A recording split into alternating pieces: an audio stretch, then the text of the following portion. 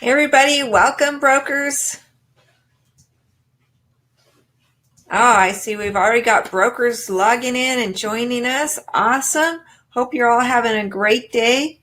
Go ahead and let us know where you're joining us from. Where are you joining us from? All right, we'd like to welcome everybody. Thank you for joining us.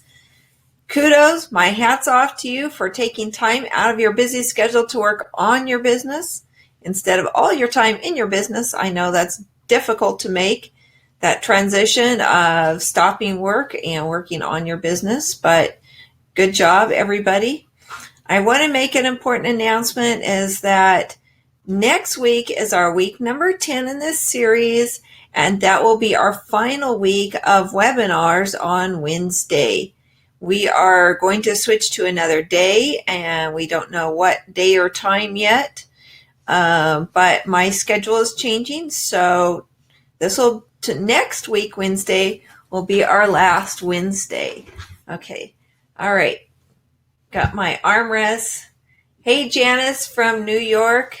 Awesome, welcome, thank you for joining us. We're going to go ahead and get started with our slide presentation here. Module 9, Recruit and Retain Top Talent, Module 9. All right, who's ready? Welcome. Thank you for joining us, everybody. And who's ready to hit a grand slam out of the park today? This is part of our masterclass series. As you know, we have other masterclasses in our different series. We have Scaling Up Your Brokerage, with Building an Empire, Be a Boss, and Dominate Your Market, which is all about innovation and drive profits to the max. So now we have, don't just play the game, but change it. And that's what you're here learning how to do. And as you know here at MBA Broker Consultants, excuse me, we have a business academy and a membership program, consultations, business plans, workshops, retreats, and keynote presentations. So far in this series, we've learned about a winning team culture, the compensation package, the farm team and training, our marketing, recruiting, interviewing new agents, onboarding them, getting them into production, measuring that production, retaining them, and now we're in the 9th inning. We're at the end of the game, agent promotion.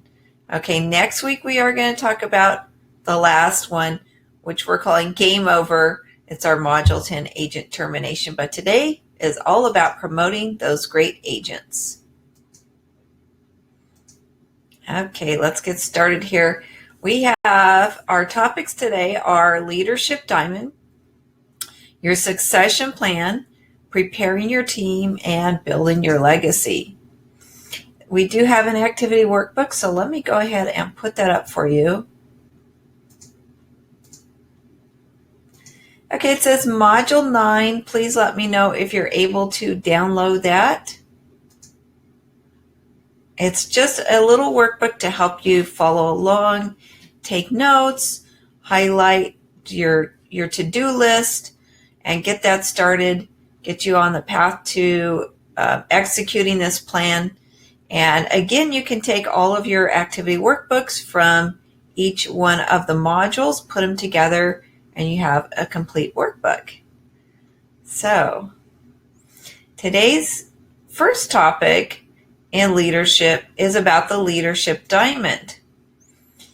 So which leadership skills are the most critical? We're going to start off with a little poll for you here. All right, which leadership skills are the most critical? Do you think it's A, task management, B, people relationships, or C, both of them equally balanced? So I'll give everybody a minute to go ahead and answer what you think the best answer is.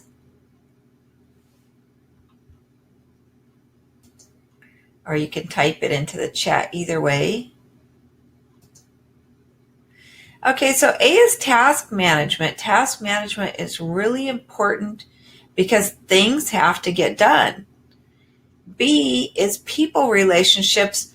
That's really important because the people are are what's going to get the task done. And C is both balanced. So a good leader has to be able to make sure that tasks are being taken care of and that relationships are being cultivated. So my answer would be C, both balanced skills. And I see we have some other answers coming in here. So great job, everybody. High five across the video. Woohoo! All right, let's keep going here. So now as we look at our life cycle of a customer, who is our customer? It's our agents. So it starts with recruitment. After we recruit them, we have to supervise them, make sure they're in compliance, and we have to train and develop them as well. While we're doing that, we are making sure that they stay at our company, they're happy, they're prospering, they're productive, they're meeting their goals and our goals, and that is the next step, retention, right there in the middle. And then after retention, either one of two things are going to happen. Eventually, they're going to grow or get promoted, or on the other hand, they will be terminated or leave. So one of those two is going to happen. So after retention is sort of the fork in the road. Now, an agent may stay at the retention stage for a month, a year, 10 years, or more before they move on to the next stage.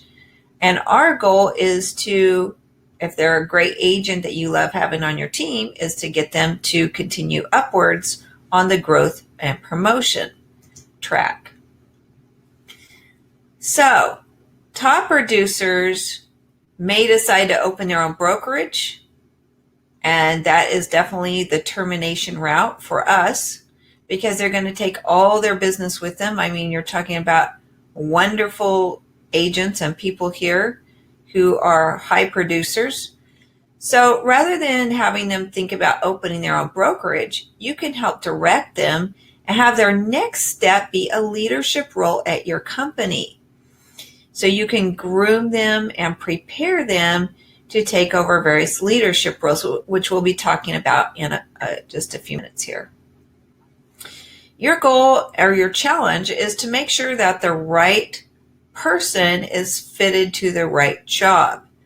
And for those people who come to your company and there is a strong value alignment, make sure that you find the right roles for them.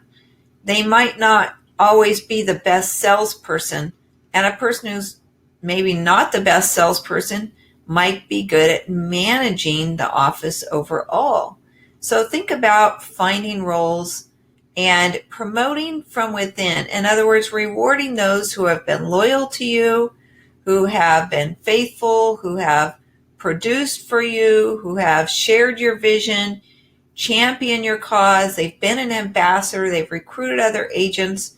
So reward them by promoting from within. Invest in your people. That's the most important thing that you can do for your culture, is for all of your agents and your team to see you investing in those closest to you. Now, one thing that's going to happen in our brokerage is change. Change happens in life. It happens in business. And change can be for the better because we need to improve. To improve, we have to make changes. Now, it can rock the boat a little bit when we make changes. There can be some resistance with agents and staff, so it requires dialogue with them and getting their buy-in, making sure that they're vested in the company and in the values so that they will be champion your change instead of resisting it and sabotaging it. The manager has to first lead by being an agent of change, and that's you. So when you are promoting your agents from within, or even if you're bringing on agents that you're promoting from other sources, other companies, or you're training them to become a manager, remember that you want to minimize those business disruptions. So timing is key. Make sure it's at a good time. You don't want to throw a bunch of changes on everybody at once. And when you have those changes, make sure that you're delegating responsibility for each of the key components in that. So instead of a wholesale change of everything at once, maybe break it up into phases and have different people be responsible for that. Remember, everybody prospers when we grow. We're growing and developing together. As you go up the ladder, you're going to up with you to the next level. Now, important question of why don't more leaders step up? It's obvious you're growing. It's obvious you need leaders. So why do people around you not step forward to become a leader? Well, some of those answers you can see here. Oh, well, I'm content where I'm at. And that speaks to a person that is maybe not very ambitious, or maybe they don't see themselves as a leader. They're not sure if they have the skills. They don't believe in themselves because no one has ever believed in them. And that's one thing you can bring to your company and your culture is a strong belief in your people and their capabilities. Some might say, no one has ever invited me to participate. And that is so true.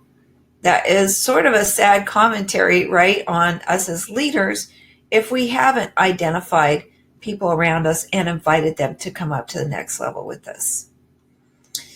And some say it's a clique. I see the same people doing the same things, or it's a good old boys club. It's exclusive and I'm not welcomed.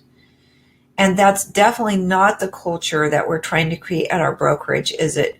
We're trying to have an inclusive culture where it's a diverse set of skills and diverse peoples from diverse backgrounds are welcomed because they add to and they build our culture, they enhance our culture. So definitely think about if you are not having anybody at your brokerage step up into a leadership role, why is that happening? To me as a leader, I look internally and it comes back to me is either I'm not setting a good role model or I'm not encouraging them, believing in them, and planting seeds of leadership for them to be able to grow to the next level. And remember, for people to want to do something bigger and different, it starts with their motivation. And I know we talked about this earlier, but there are two types of motivation, intrinsic and extrinsic. So intrinsic motivation is people who are motivated internally, right? Intrinsic, internal, that's how you can remember it. Those are people that they love a good challenge. That's probably like us as brokerage owners, right? We want to impact others and influence them and have do a great job and, compete with ourselves to go higher and higher each time. And we want to leave that lasting legacy that's so important for us. And you're going to find your natural leaders fit into this category if they challenge themselves and they're motivated from within. And then you have people who are motivated by extrinsic motivators. So that would be external things. For example, their paycheck or their profitability, their recognition, their awards, perks, and bonuses. How important are those? Vacations, social events. So we as brokers, we can't make people motivated internally, but we can definitely help them with the extrinsic part by showing them what the rewards are and helping to lead them down that path and give them a little extra push, or should we say, a little extra pull up the ladder. So you've seen a few people at your company that might be leaders, but you say to yourself, I really don't know if he or she is suited to be a leader. I mean, they have great skills in this area, but not in that area. And you know what? That's human nature. We're all skilled more in some areas than others, and that's perfectly okay. That's why we have a team of people that work together so that each person contributes some of their skills, and together we have a great skill set as a team. As a leader, there are certain skills that you need to succeed and that your agents need as you're bringing them up the ladder. So let's take a look at my famous leadership diamond. This is a 4-point diamond. You can see on here there's 4 different colors, 4 different icons, 4 different types of skills, really. The first is, if you look at the top right, is that $sign. That's our green emerald. And for those kind of skills, it requires financial direction, financial guidance, financial education. In other words, knowing about money, understanding how a business operates from the inside out, understanding profitability. That is critical to being a leader. And we as brokerage owners, we have learned that or are still learning it. And the agents that we bring in underneath us that we're training and we're promoting, those are the kind of skills we're looking for. It doesn't mean that they have to be a CPA or have a college degree in finance, but they do need to go through the process of learning about the things you know about accounting and bookkeeping and the bottom line of profitability, how to read financials, how to balance a budget and create a budget and forecast your sales and understand when things are going wrong, how to fix that financially at the company. The next area in the diamond we have is the purple amethyst, and that's our decision-making skills. Now we see sometimes people are good at other skills, but they can't make a decision or they don't have the logic to be able to understand how to make a good decision. So in that case, they might need some training. Perhaps you can send them to a course, like a public speaking course that gives a little more information and helps them with their decision-making skills. In other words, using good logic and not flying off the handle emotionally. Our next, if you look at the bottom, is a little red heart. And I call that our relationship cultivation skills, which, as we pointed out, that's so important to build good rapport and communication and to really have a heart of caring about people. Now, in our business and real estate sales, many salespeople have great relationship cultivation skills. So that's one of the first things they need to be a good leader. But they also need, we see here the blue peace sign, problem-solving skills. In other words, when 2 people are having a problem, how do you solve it so that you can move forward? And that sort of is similar to decision-making skills. In other words, you need to have good logical thinking, and you need to have some tools at your disposal to be able to solve problems. Because we know as leaders, that's a lot of what we do in our job is we run around with our fireman hat, putting out fires. We solve crises and we come up with solutions so they don't happen again in the future. So part of that is the logical aspect, but it's also about getting some training to be able to do that. So here we have our leadership diamond. What I would encourage you to do is to find people in your company who have skills in one or the other areas, and the more skills in the more areas, the better. And go ahead and write their names down in each of the areas, and hopefully you'll have some people where their name overlaps in more than one of these areas, and you can start to get a picture of who your leaders are in your company that might be able to help your company grow to the next level. Okay, let's talk for just a minute about different types of leadership. Now here we are talking about service leadership. Anybody ever had any experience dealing with that? It might have been something you learned in college, in your leadership classes. So let me know. Go ahead and type into the chat if you have had some experience with the service leadership concept. It is a really great concept and talks to the heart of leadership. Now, leadership is two things combined. It's power and influence. Okay, so if you have power and influence, that means that people are going to follow you.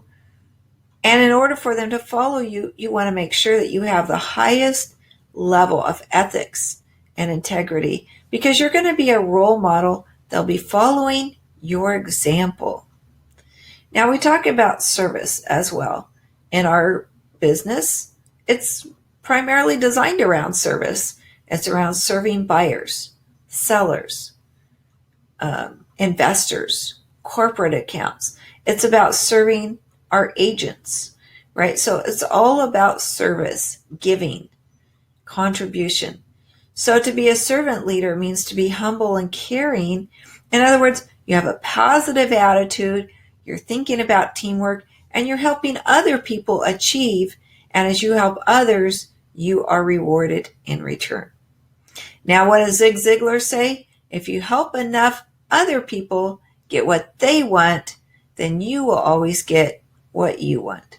So it's about giving first and then receiving. Let's take a look at the basic model of servant leadership, the concept, and compare it a little bit to a traditional leadership role. So in a traditional leadership role, we can see here on the left, the leader is focused on the organization's goals, which is generally production in a real estate brokerage, right? And sometimes they have to coerce compliance from others, which means, threatening them. If you don't do this, you're going to have a punishment.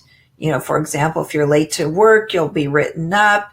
If your performance isn't up to par, you're going to, get placed on a suspension or whatever it could be.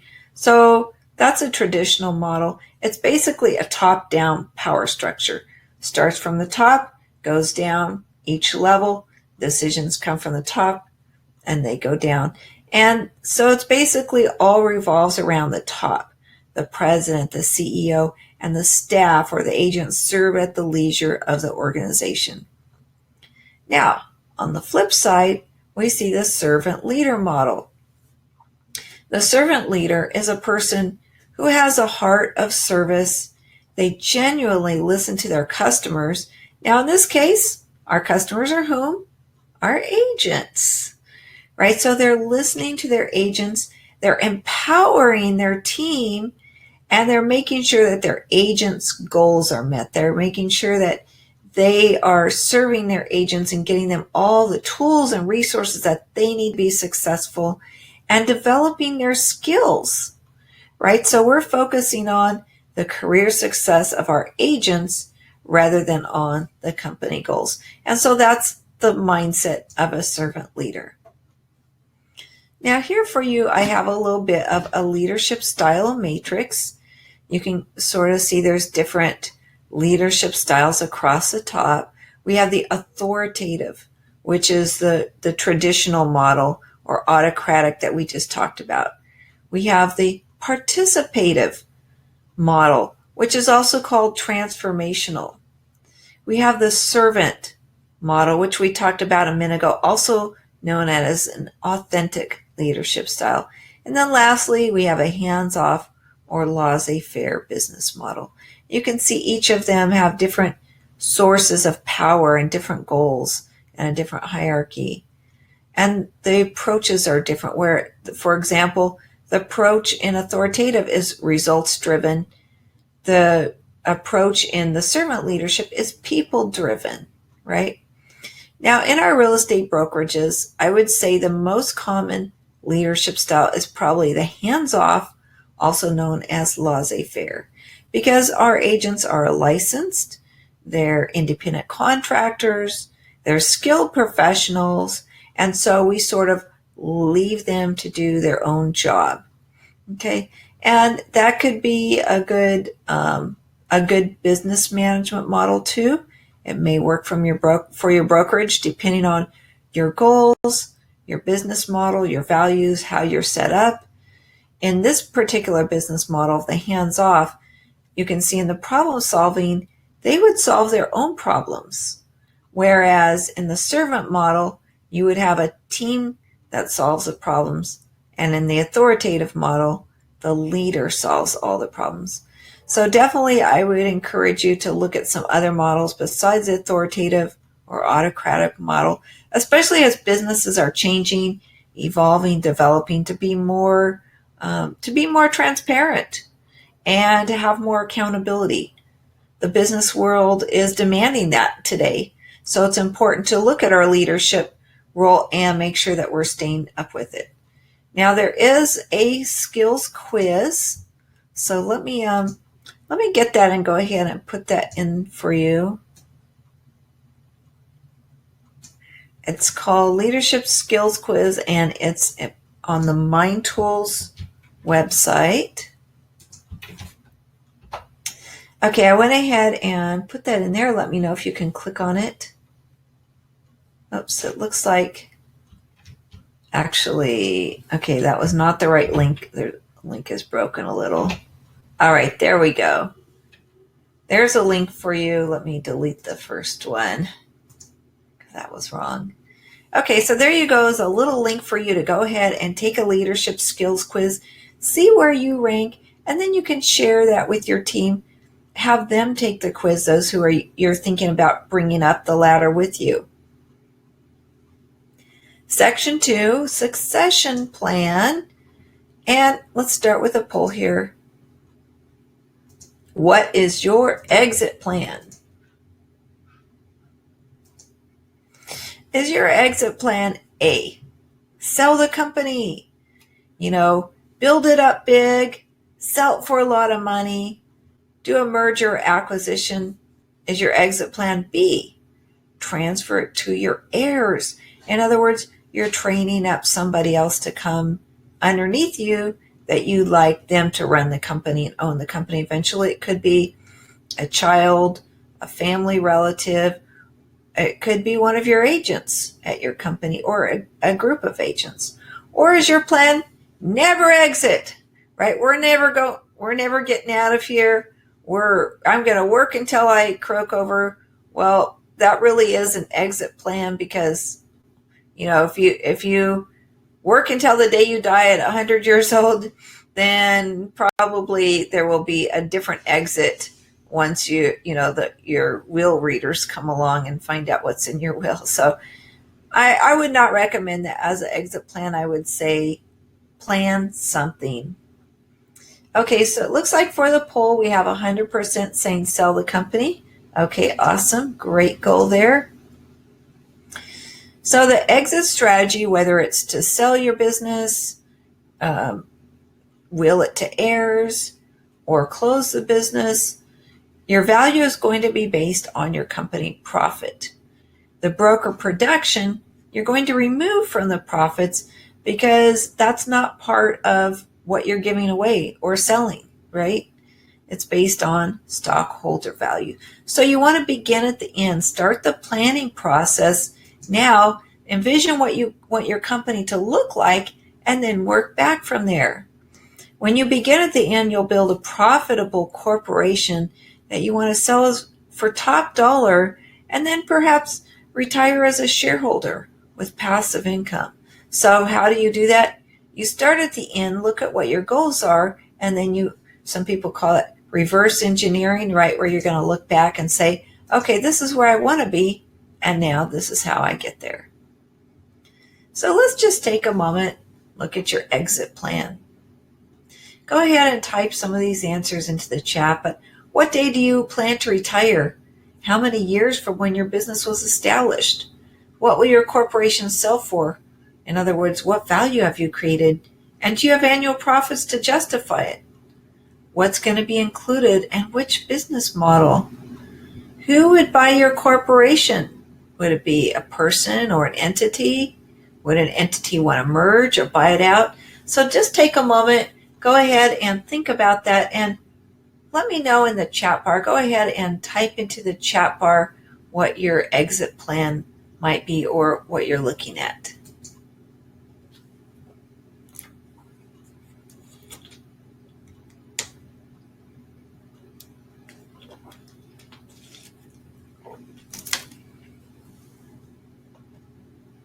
Okay, any questions there? I don't see any chats. Anybody want to volunteer? Okay, we're just going to keep moving then. Envision the future. Take a little time to dream, think, and imagine. If your organization could start from scratch, what would the new company look like? So years from now, what will people remember about you? What do you want them to remember? What will be your legacy? Now it's time. Step 3, prepare your team. Is your team ready? Do you have a succession plan? Let's take a moment and put up a new poll.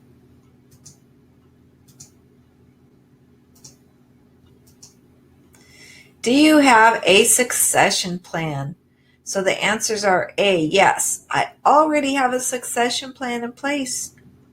B, I'm working on it now. Or C, not yet, but I just started it. Now, you have to pick one of those answers. If you don't have one in place yet, pick C, because today you're starting it, right? Today is your day. Okay, awesome. So far we have somebody just starting it. Anybody else? Whatever place you're at, it's a good place, and we're going to be working on it now. So, all right, great answers. We're going to go ahead and end the poll.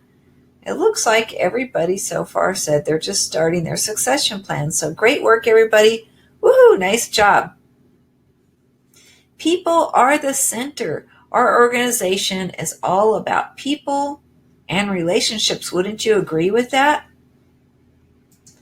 You might have to start fresh with brand new people, but there are people you already know. So think about molding, shaping, polishing those people that you already know, you like, you trust them. And then also go out and intentionally meet new people, bring them into your sphere of influence, add them to your radar so that you can put them on your list of potential leaders for the future.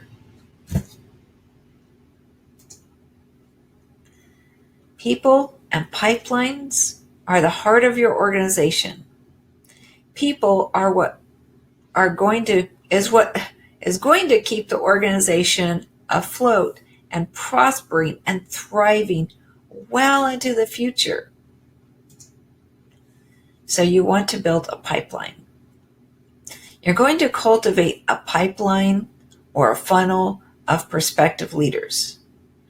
Now, you may have a lot of people in mind. We just did an exercise a little while ago with the Leadership Diamond where you wrote down some names. And remember, even though you have a lot of people planned, they're not all going to complete your process. Things happen. So you have to continuously recruit new leaders and put them into your pipeline. And we're going to talk about a good way to build a pipeline for you. Here's a leadership ladder, and this could be a possible pathway for your agents. So you can see at the bottom of the ladder, we have step 1. That's Leadership Academy. That's a tool that you're going to use to be able to step up, bring your people to step up the ladder. So after they go through Leadership Academy and they complete, which again, many people will not complete it. Okay, so that's why you're trying to weed out all the people who are not going to complete the process and stay focused on those who do. Then they could become a mentor or a senior agent at your company. After doing that for a few years, you might find that they're ready to become a recruiting manager. And when they perform that exceptionally well, you might promote them to an office manager over your entire company, or some type of manager or leadership role. And then from there, with your corporation, you'll have some spots available for C-level executives. We're talking about the COO, the CMO, Chief Marketing Officer. COO is Chief Operations Officer. CTO, Chief Technology Officer. Those might be positions you have. CFO, Chief Financial Officer. And then they would be groomed for the highest position, which is CEO. Now, CEO is probably your position right now. Of course, you don't want anybody to knock you off the top of the ladder, but honestly, if you have a succession plan, say it takes 10 years to get somebody to be able to train them to replace you, by that time, won't you be ready to retire or perhaps take a lesser role to be able to work on the company instead of in the company every day? And how do you promote yourself? You promote yourself by finding somebody to replace you or training them to replace you. So the goal is always be recruiting. Always be recruiting good agents and good leaders. I would suggest having a 5-year pipeline plan where you can start your agents at the bottom, put processes in place to move them up through the leadership ladder. So that brings up the next topic, which is Leadership Academy. Now, this could be a formal 12-month program. I would limit it to 5 or 10 people, depending on how many agents at your brokerage. You don't want too many people. And again, if you start with 5, you're probably going to end up with maybe 2 at the end, because there will be an attrition rate of people dropping out. Remember, we talked about that in the last module. These people need to apply and be approved by you as somebody that you would be interested in, that you can help them develop their skills. Now, remember, when they enter Leadership Academy, they might have 1 or 2 leadership characteristics, but not all. And that's okay, because this is what Leadership Academy does, is it prepares them for that role. And once they graduate, within a year, and with the training that you've brought them through, now they're ready for a leadership role in your organization. All right, step 4 is build your legacy.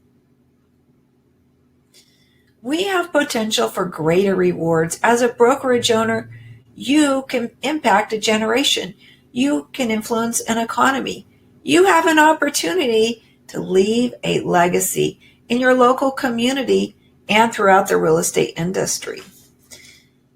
It's a benefit available to you to be able to leave a legacy that if you're an 8 to 5 employee, you generally just don't have that. You just go to work every day and you build the company that you work for.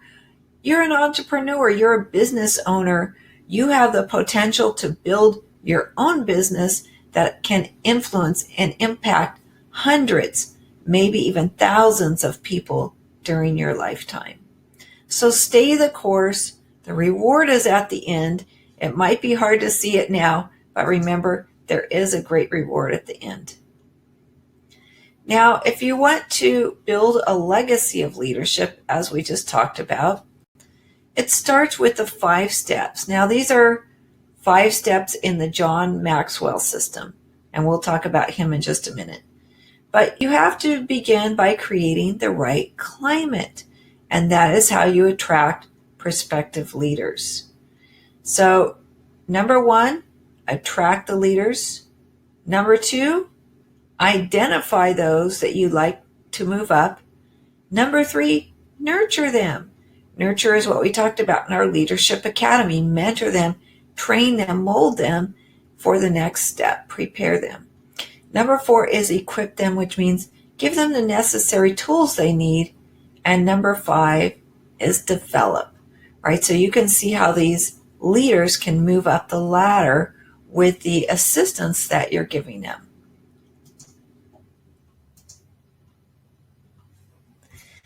So who is a leader? A leader is somebody who guides, advises, influences, and impacts other people. The key concept is if you look behind you and there's nobody following, you're not a leader. A leader has followers, and that is the definition of a leader. Now, in our real estate brokerage, we're all leaders in some instance because we have agents.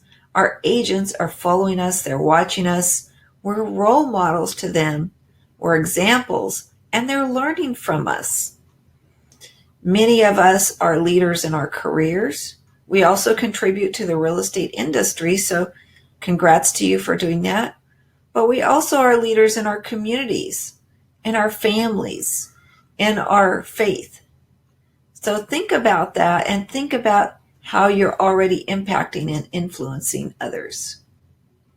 John Maxwell, one of the best, most influential people in the leadership industry, says leadership is not about titles, positions, flowcharts. It's about one life influencing another. It's about one person reaching out their hand and pulling another person up the side of that mountain. It's helping them overcome that obstacles to get to the next point. And you, my friend, are in the perfect position to influence others and be a leader. To contribute as a leader, I would encourage you to get involved.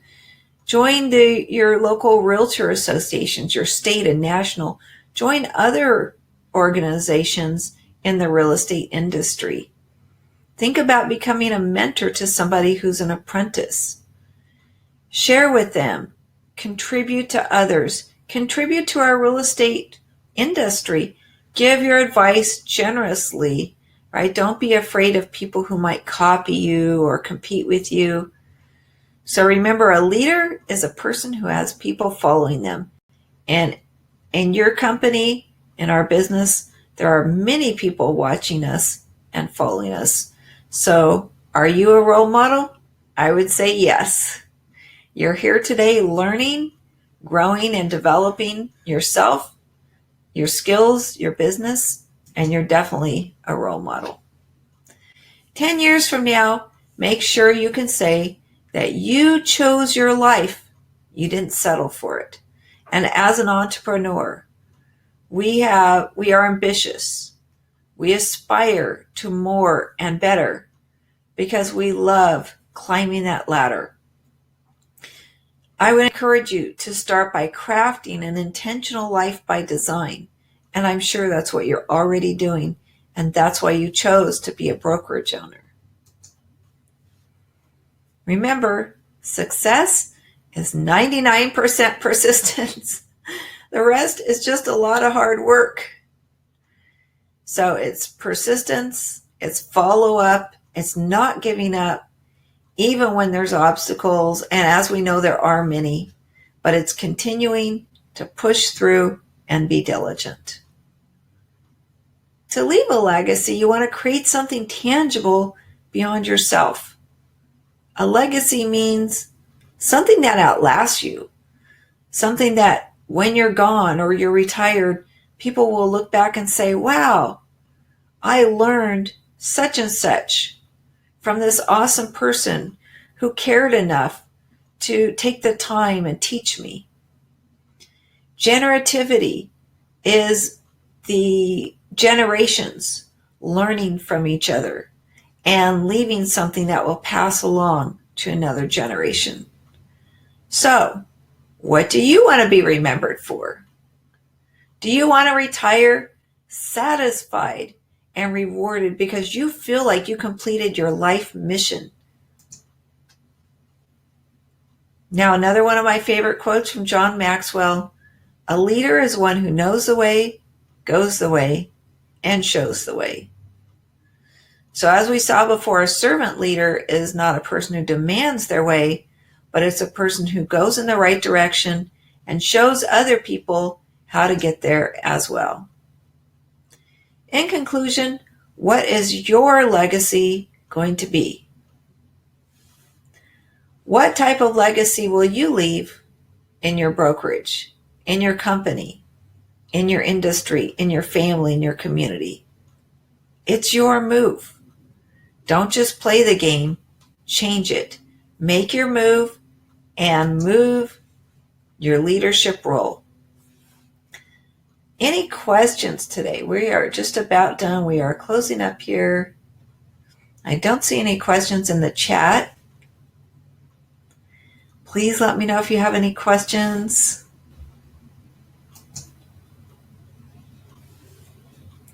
Don't forget about my masterclass for brokerage owners. Build Your Brokerage Empire. It is 12 courses, online access, 24/7, 365. There are activity worksheets for every lesson, bonus content, resources, and I'm just going to go ahead and share that with you now.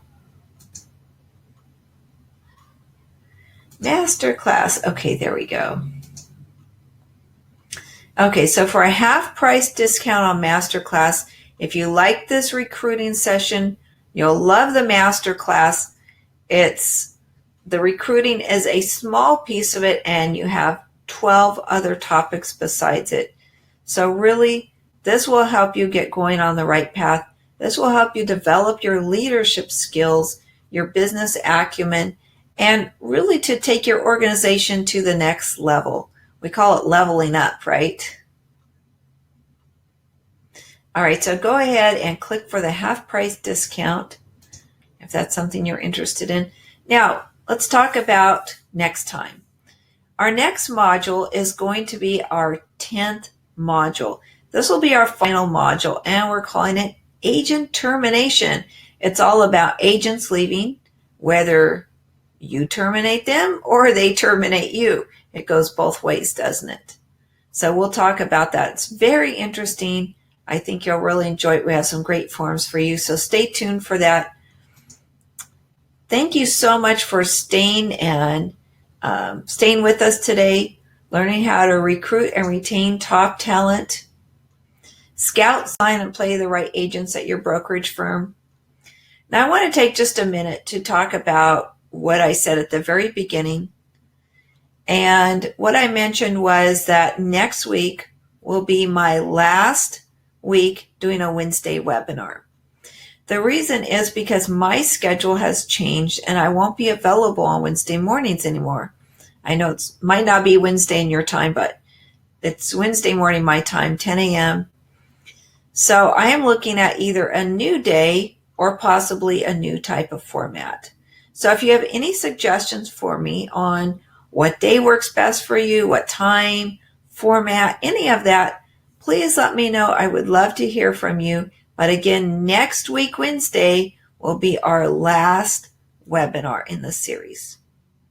So thank you for joining us, everybody, here today. Any questions or comments, let me know. I'm signing off. I hope you have a wonderful, wealthy, winning Wednesday. Woohoo! Make it a great day. Go out there, recruit agents, reel them in, train them to be leaders and succeed you and do great things in our industry. Thank you so much, everybody. Talk to you later, brokers. Bye-bye.